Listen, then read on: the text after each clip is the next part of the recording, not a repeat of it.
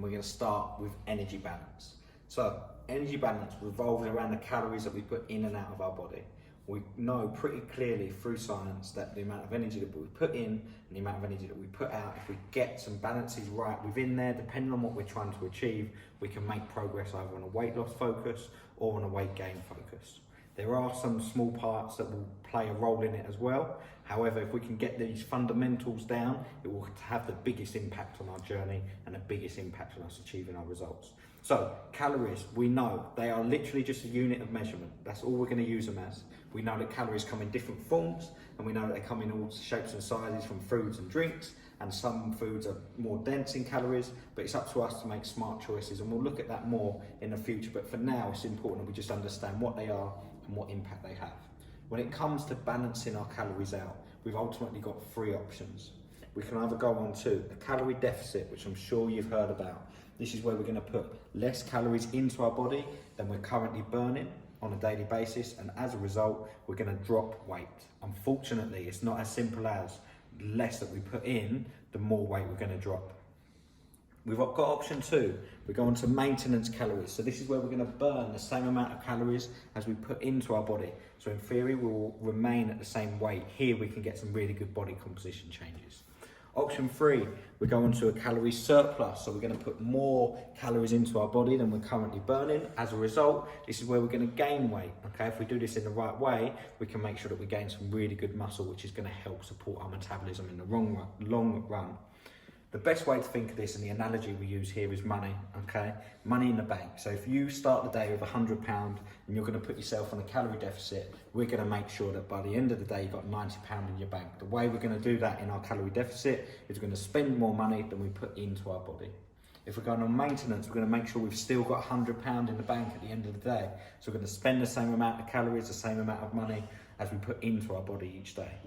If we're going on a surplus, we want to make sure we end the day with £110 in our bank account. So we're going to put more money, more calories into our body than we're currently burning. I hope that makes sense. If it doesn't, get in touch and we'll take you through this again.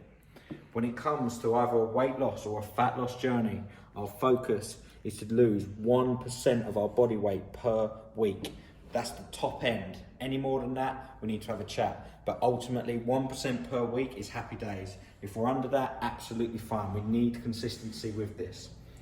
Part two, if we're looking for weight/muscle gain, we're going to put you in a 10% surplus. So what this does, this brings me on nicely to my little ant family down the bottom here. We've got Deficit Derek the ant, we've got Martha Maintenance the ant, and we've got Sam Surplus the ant. Okay, so Deficit Derek, he wants to lose some weight, he wants to drop some fat. What we're going to do with Derek, he currently needs 10 calories a day to maintain his current weight. If we dropped him down to 1 calorie a day, Derek's going to be in trouble. He is going to struggle for energy. His metabolism is going to go down the drain as well, which is going to make it harder in the long run. And he's not going to be able to exercise, and his brain's not going to work as efficiently, and he's going to struggle as an ant. He's not going to be able to get his jobs done. So what we would do with Derek is we drop him down to 9 calories a day. We'd monitor him, we'd keep an eye on him, and we'll make sure that he's making progress. At some point he'll plateau out, and then we'll look to make some changes to those numbers again. We've then got Martha the ant. She wants to maintain her current weight. She's really happy with it. So what we're going to do, we're going to keep her still at 10 calories a day.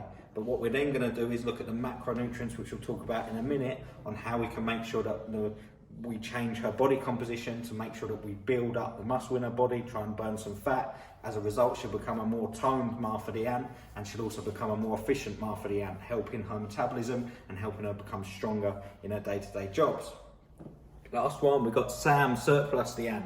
He wants to get a bit bigger, a bit stronger. So what we're going to do with Sam, we're going to give him an extra 10% of the calories. So he's going to be on 11 calories a day. Sam is a lucky guy. He's going to have more energy. He's going to be feeling good. We've got to make sure that he keeps doing his resistance training now, so we get that transformation within his body. These are ultimately the three options. When it comes to energy balance, it's really important that we balance these out and we get this right, we get it clear. My main point here is when it comes to a deficit, we see it all too often. People will drop themselves too low, too soon, too quickly, and not do it consistently. We need to be able to sustain this for long periods of time. If we diet once properly in our life, we shouldn't need to ever do it again. We should be able to maintain and move and fluctuate and move around. So let's get this right the first time. If you're not sure on any of this, if you're not sure about setting your calorie target, get in touch with us. Click the next video. We're going to talk to you about macronutrients and what impact carbs, fat and protein have on our composition. I'll see you soon.